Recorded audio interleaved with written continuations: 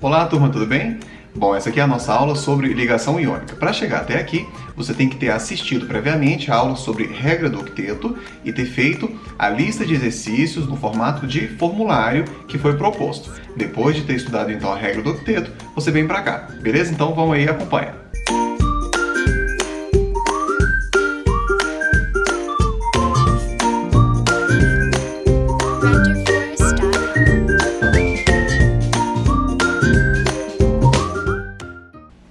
Então, galera, no livro de vocês, o estudo da ligação iônica, ela está nas aulas de número 14 e 15. Bom, antes da gente focar aqui e ver as características da ligação iônica, vamos ter primeiro uma visão macroscópica dos tipos de ligações químicas que existem. São 3 tipos de ligações químicas. A ligação iônica, que nós vamos estudar primeiro, depois a ligação covalente e depois a ligação metálica. O que distingue os tipos de ligações químicas é o seguinte: entre que tipo de elementos essas ligações acontecem. Agora nós vamos estudar a ligação iônica. E a ligação iônica acontece entre átomos de metais e átomos de ametais. Então, essa é a característica básica, primordial da ligação iônica. Veja como é a ligação covalente. Átomo de ametal ligado a ametal, ou ametal ligado ao hidrogênio, ou ainda átomos de hidrogênio ligados entre si. A ligação metálica tem átomos de metais ligados entre si.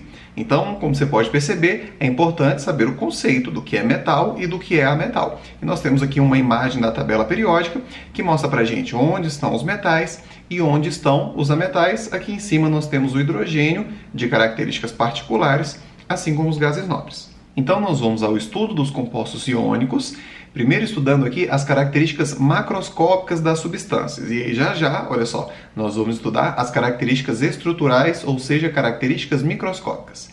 Bom, então primeiro, características macroscópicas dos compostos iônicos. Eles são todos sólidos à temperatura ambiente, isso já exclui uma série de substâncias. Por exemplo, nenhum gás atmosférico é formado por ligações iônicas.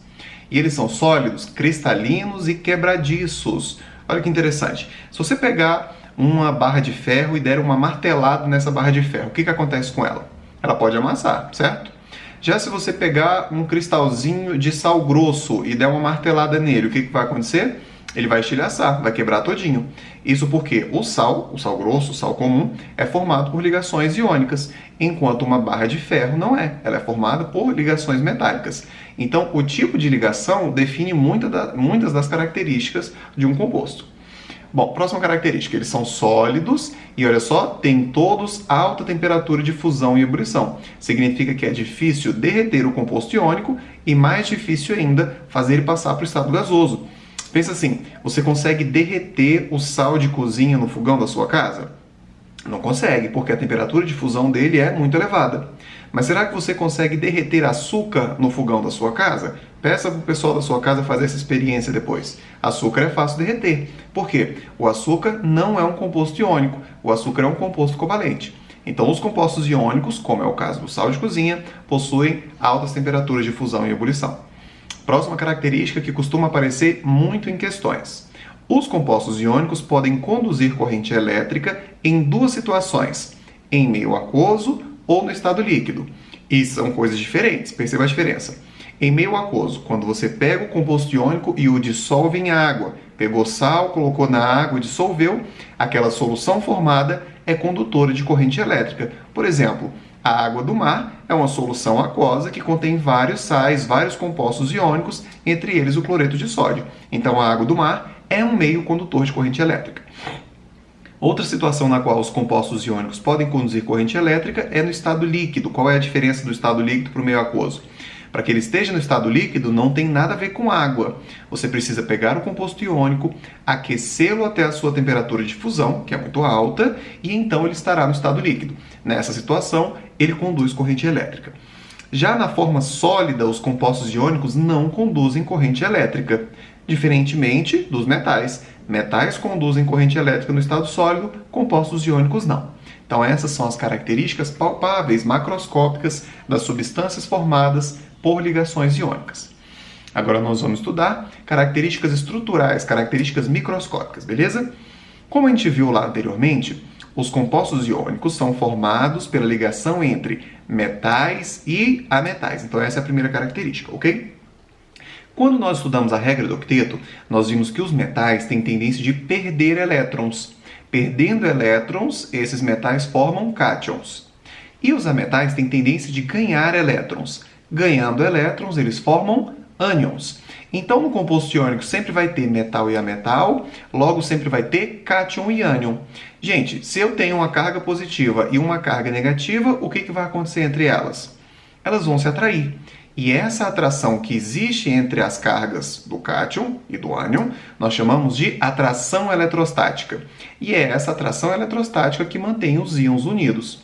Nós temos aqui uma representação estrutural de como seria um composto iônico. Imagina o seguinte, que as bolinhas verdinhas são as cargas positivas, os cátions, e as bolinhas roxinhas são as cargas negativas, os ânions. Então nós temos aqui cargas positivas e negativas se alternando. Positivo, negativo, positivo, negativo, positivo, negativo, positivo, negativo, dando origem então à estrutura tridimensional dos compostos iônicos. Essa estrutura aqui nós chamamos de um retículo cristalino, que são sequências de cátions e ânions arranjados dessa maneira geométrica, ok? Isso aqui é um ponto muito importante. Não se pode dizer que a estrutura dos compostos iônicos é formada por moléculas. Isso aqui não é uma molécula, tá bom? Todo composto molecular é covalente. Então, os compostos iônicos não são compostos moleculares. Os compostos iônicos são formados por retículos cristalinos. Bom, uma outra característica importante da gente citar é a seguinte. O total de cargas positivas será igual ao total de cargas negativas, ou seja, no nosso composto iônico nós vamos ter uma neutralidade de cargas. Pessoal, agora nós vamos para o papel e nós vamos ver aqui como é que se dá a ligação entre diferentes tipos de cátions e diferentes tipos de ânions, formando as estruturas dos compostos iônicos.